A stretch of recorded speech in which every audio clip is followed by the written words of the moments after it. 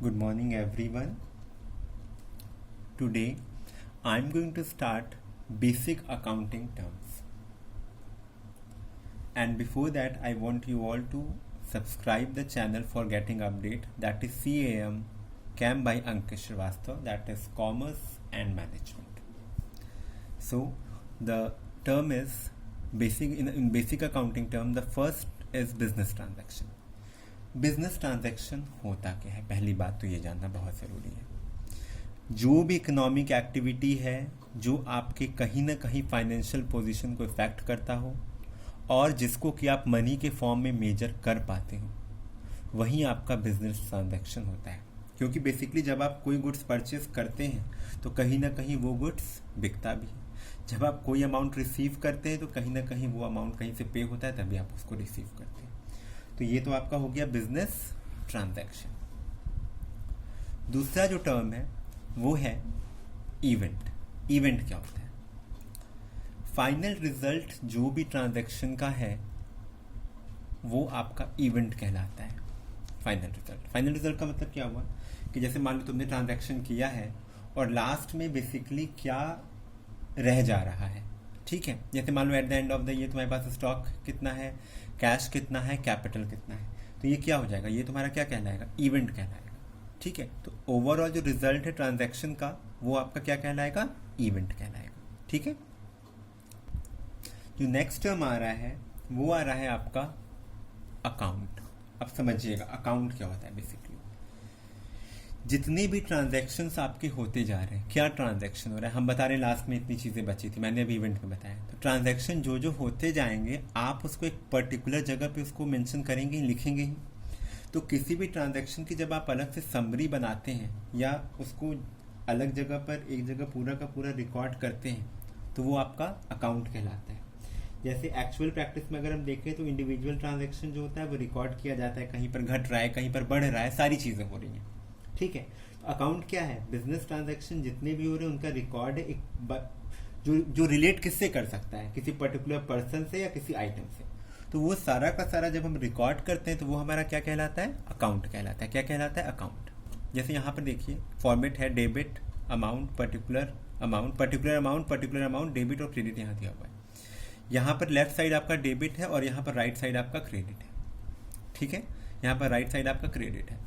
आप देख रहे हैं अकाउंट जो है वो टी फॉर्म में भी हो रहा है, तो इसको हम टी अकाउंट भी कह सकते हैं, ठीक है। नेक्स्ट जो आपका टर्म है वो है कैपिटल। क्या है, कैपिटल। अब बात यह है कि कैपिटल क्या होता है ये समझिएगा।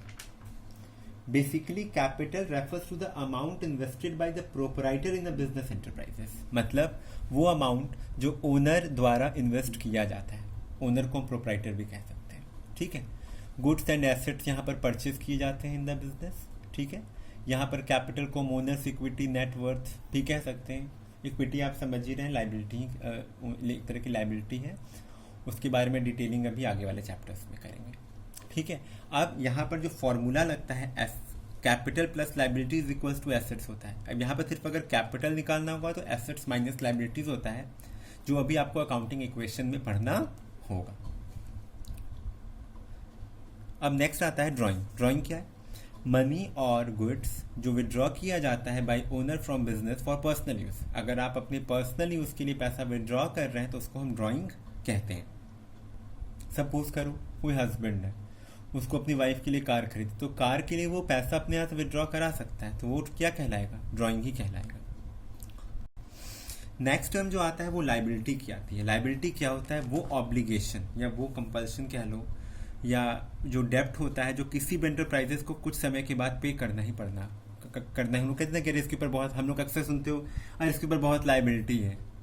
क्यों कहा जाता है, लाइबिलिटी मीन्स क्या हुआ, एक तरीके से डेप्ट होता है, कर्ज होता है, जो किसी भी एंटरप्राइजेस को आफ्टर सम टाइम पे करना ही होता है। लाइबिलिटीज का फॉर्मूला एसेट्स माइनस कैपिटल होता है। बेसिकली जो लाइबिलिटीज होता है वो दो तरह का होता है। एक पहला जो होता है वो इंटरनल एक्सटर्नल लाइबिलिटी होता है। इंटरनल लाइबिलिटी क्या होता है समझो, वो बिजनेस एंटिटी हैज टू पे टू ओनर कैपिटल, जो बिजनेस एंटरप्राइजेस को अपने ओनर को ही पे करना है, मतलब इंटरनली ऑर्गेनाइजेशन के अंदर ही पे करना है, किसको, ओनर को। तो कैपिटल एंड एक्यूमुलेटेड प्रॉफिट इसका एग्जांपल है। इसके बाद आता है एक्सटर्नल लाइबिलिटीज। वो लाइबिलिटी होती है जो बिजनेस एंटिटी हैज़ टू पे टू आउटसाइडर्स, जो आउटसाइडर्स को हम पे करने की बात करते हैं वो हमारा एक्सटर्नल लाइबिलिटीज कहलाता है. एग्जाम्पल क्रेडिटर्स है bank overdraft, loan etcetera. And the next is current and non current liabilities. जब हम करेंट लाइबिलिटीज की बात करते हैं तो ये कहा जाता है कि obligation that are payable within a period of 1 year, 1 साल के अंदर अंदर हमको वो पे कर देना है. एग्जाम्पल क्रेडिटर्स और बिल्स पेबल है, बिल्स पेबल है.